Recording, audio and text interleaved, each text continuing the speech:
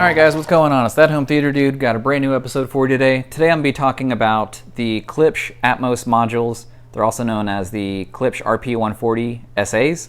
And this is their Atmos type of configuration that's going to be available in their reference Premier line.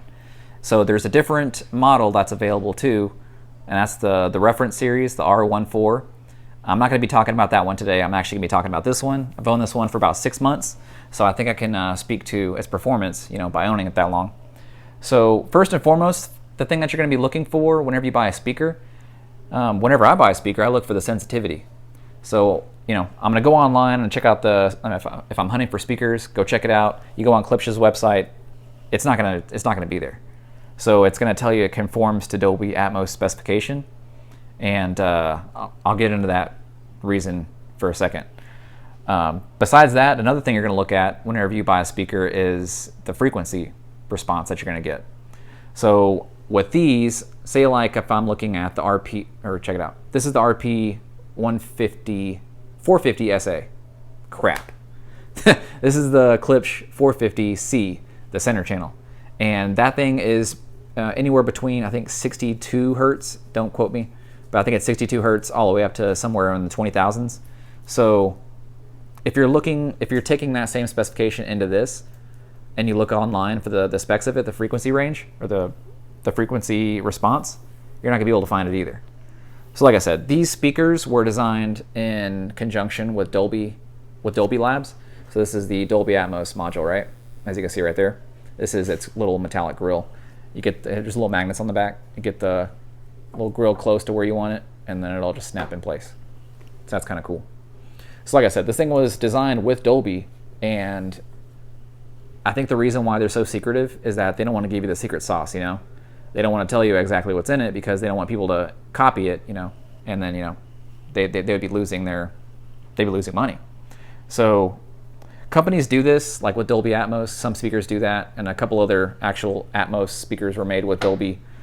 It's something that the company pays for, like Klipsch. They paid extra to get that specification on there.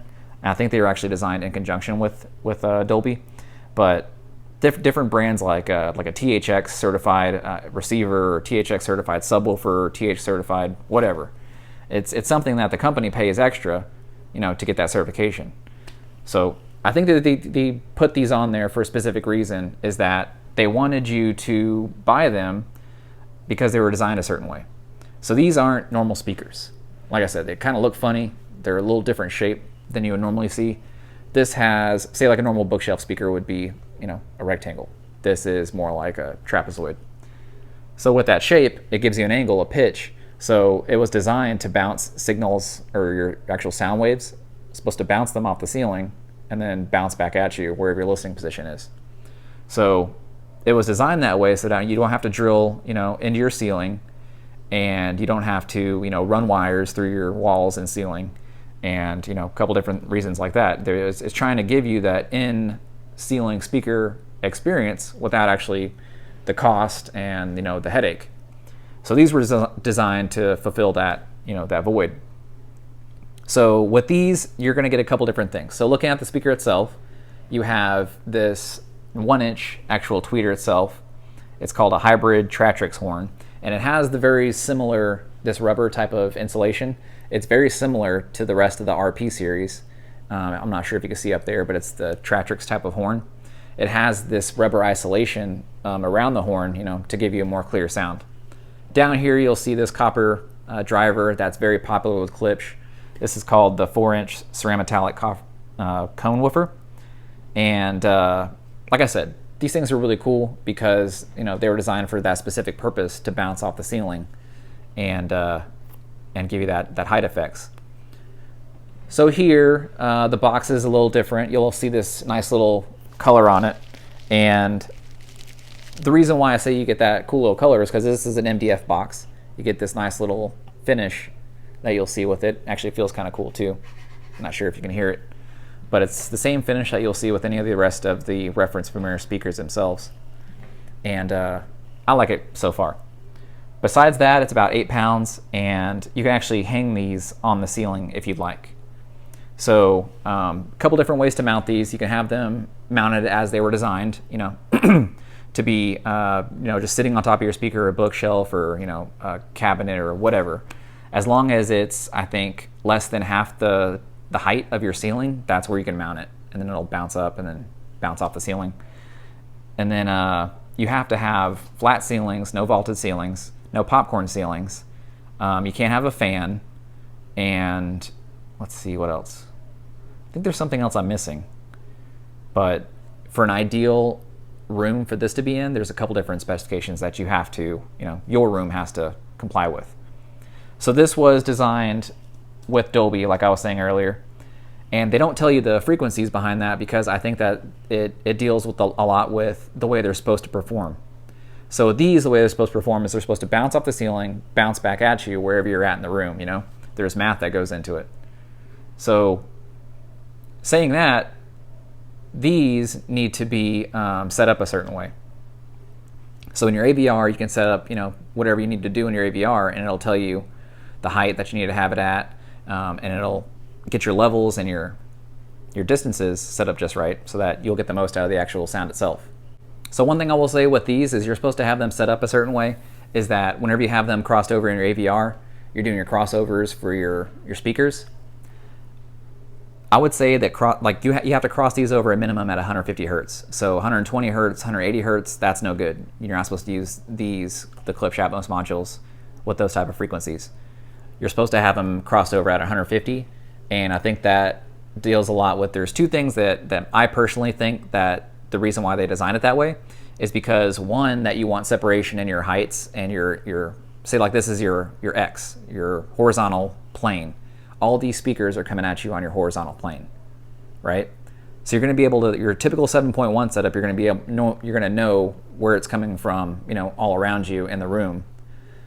And you want to have different frequencies set so that whenever you have different angle, so like elevation channels, you want to have them crossed over so that at a different point to where you're actually going to be able to tell if they're coming down at you versus, everything's on your horizontal plane.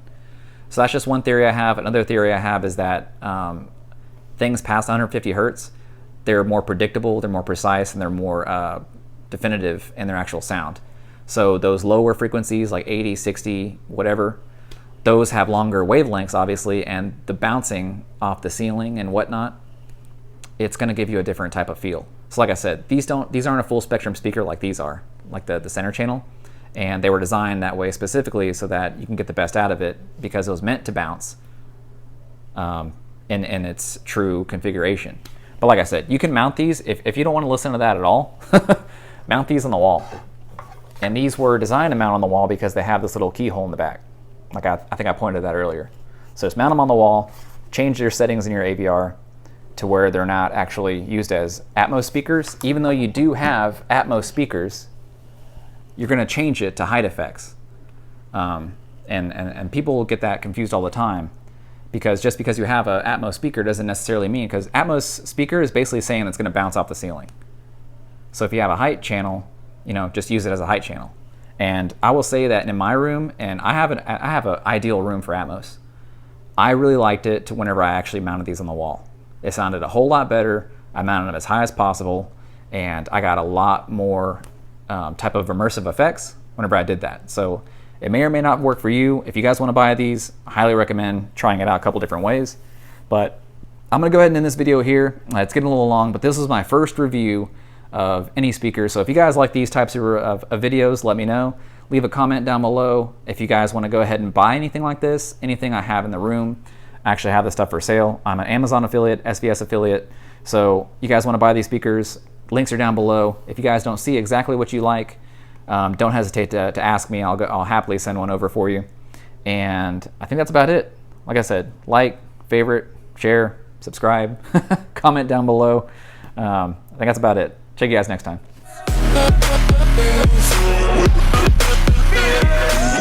Yeah.